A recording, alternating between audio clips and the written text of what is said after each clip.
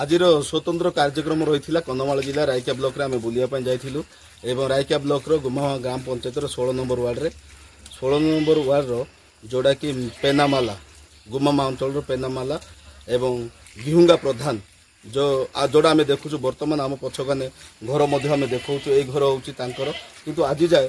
माने से घरे 5 लोक बास करुँच किंतु रायका प्रशासन आज जाए किसी ध्यान देनी एवं घर खंडे दे पारुनी एवं लोकों कहवा कथा आम शुणा पाचु जोड़ा कि पैसा पीसी देले घर मिलूँ पीसी नदेले घर मिल पारना एवं आम अनुरोध करुँ रायका ब्लॉक प्रशासन को जिते शीघ्र पारुंट यही परिवार को ध्यान दिंतु जोटा कि गिहुंगा प्रधान